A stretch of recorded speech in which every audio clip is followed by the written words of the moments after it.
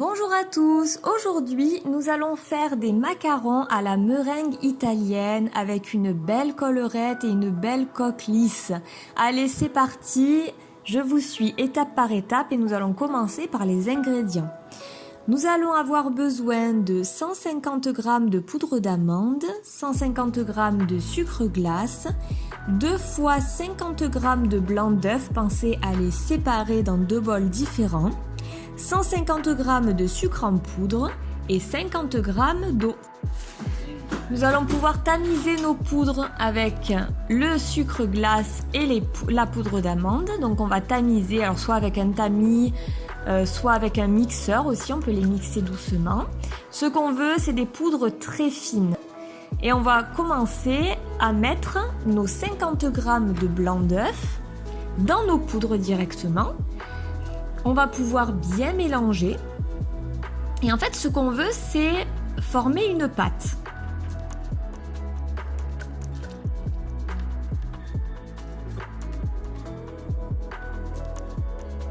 Voilà, donc là, notre pâte, elle est prête. Maintenant, nous allons nous attaquer à notre sirop. Nous allons mettre dans une casserole notre sucre avec notre eau que nous allons faire monter à une température de 100 degrés. Quand notre sirop est à une température de 100 degrés, nous allons commencer à mettre dans notre robot nos 50 g de blanc d'œuf restants que nous allons faire mousser doucement. Une fois que notre sirop est à une température de 118 degrés, nous allons pouvoir mettre doucement le sirop dans nos blancs d'œufs qui sont déjà bien montés. Une fois notre sirop totalement incorporé dans nos blancs d'œufs, nous allons mettre notre robot à une vitesse maximale et notre meringue commence à monter. Il faut que la meringue descende à 50 degrés et fasse un joli bec d'oiseau.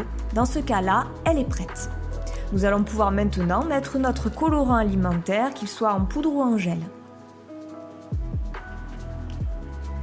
Nous obtenons une belle meringue avec un beau bec d'oiseau. Cette meringue, nous allons la mélanger doucement dans notre pâte.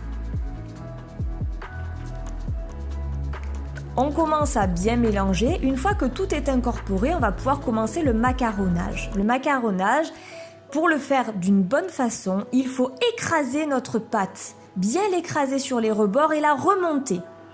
Quand nous remontons notre spatule, il faut que le mélange fasse un ruban coulant, mais qui ne se coupe pas. Il ne faut pas qu'il soit trop coulant et pas qu'il se coupe. Notre macaronnage est prêt, nous allons pouvoir commencer le pochage. C'est important de chasser l'air de la poche à douille, avec une corne par exemple.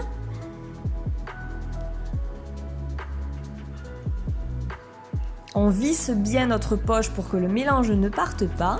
Et pour faire un joli pochage, il suffit simplement de laisser l'appareil couler sur notre tapis de cuisson. Ne vous inquiétez pas si ça fait une forme de petite pointe, ce n'est pas grave du tout puisqu'après nous allons taper nos plaques pour avoir des beaux macarons bien lisses.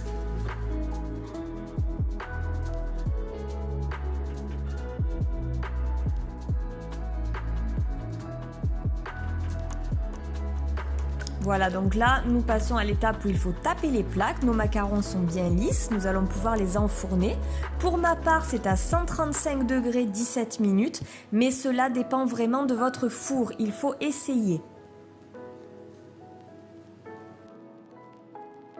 Nos macarons sont prêts, ils ont une belle collerette et une coque lisse. Merci de m'avoir suivi. Mettez-moi des commentaires, ça m'encourage, et des likes. Et à bientôt pour une prochaine vidéo. Bye bye!